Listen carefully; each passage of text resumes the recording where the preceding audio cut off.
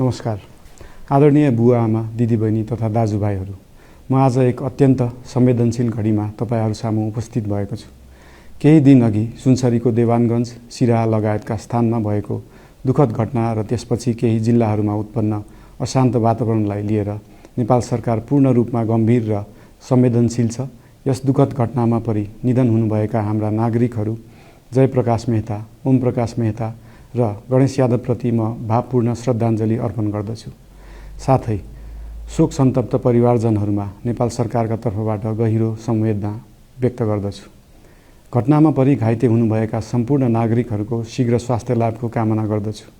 घाइतेहरूको उपचारमा कुनै पनि प्रकारको कमी वा ढिलाइ हुन नदिन सम्बन्धित स्वास्थ्य निकायहरूलाई स्पष्ट निर्देशन दिइसकिएको छ।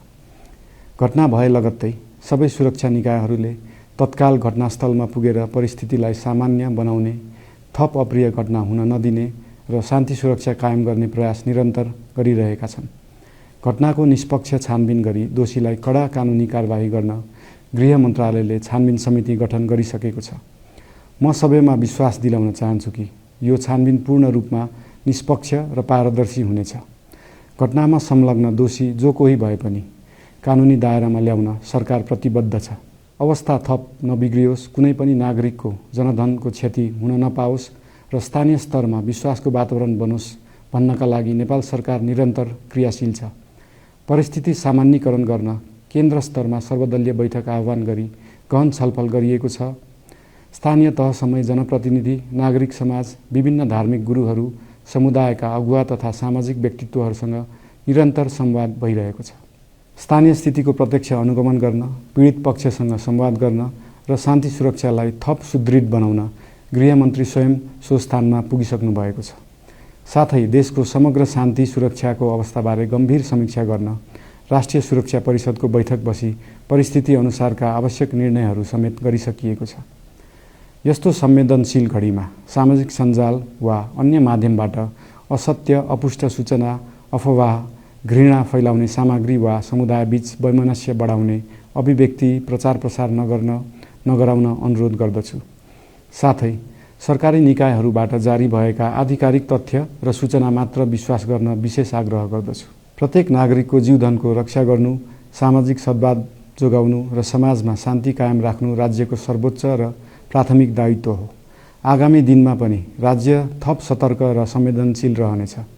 प्रत्येक नागरिकको जीवन सुरक्षाका लागि सरकारका सम्पूर्ण संयन्त्रहरू अहोरात्र खटिनेछन्। शान्ति सुरक्षा भङ्ग गर्ने, अराजकता फैलाउने वा हाम्रो सदियौं पुरानो सामाजिक सद्भाव, सहिष्णुता र भाइचारा खलबलाउने कुनै पनि क्रियाकलापप्रति सरकार पूर्ण रूपमा सचेत छ र यस गतिविधिमाथि कडा कदम चालिनेछन्। नेपालको संविधानले प्रत्येक नागरिकलाई आआफ्नो धर्म, संस्कृति र परम्परा मान्ने मौलिक हक प्रदान गरेको छ। यो संवैधानिक दायित्व निर्वाह गर्न सरकार पूर्ण रूपमा प्रतिबद्ध छ। धर्म समाजलाई आपसमा जोड्ने र प्रेम बाँड्ने शक्ति हो। संसारको कुनै पनि धर्म वा संस्कृतिले हिंसा, घृणा र विभाजन सिकाउँदैन।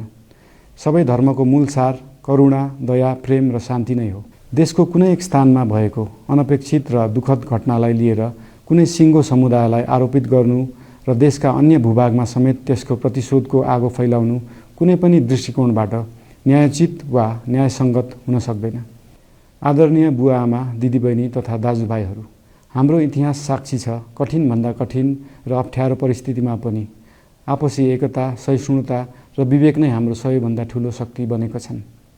हामी सबैले जिम्मेवार नागरिकको भूमिका निर्वाह गर्दै यो सुन्दर र शान्त नेपाली आकाशमा मडारिएको अशान्तिको बादल हटाउनु पर्नेछ। हम आम नागरिक समाज, धार्मिक समुदाय, सब आदरणीय अगुवा, सब राजनीतिक दल आ जिम्मेवार संचार के माध्यम सबके धैर्यता आ संयमता अपना के शांति, सद्भाव, भाईचारा आ राष्ट्रीय एकता कायम राख के लेल सरकार के तरफ से हार्दिक अपील कर रहल छी। धन्यवाद।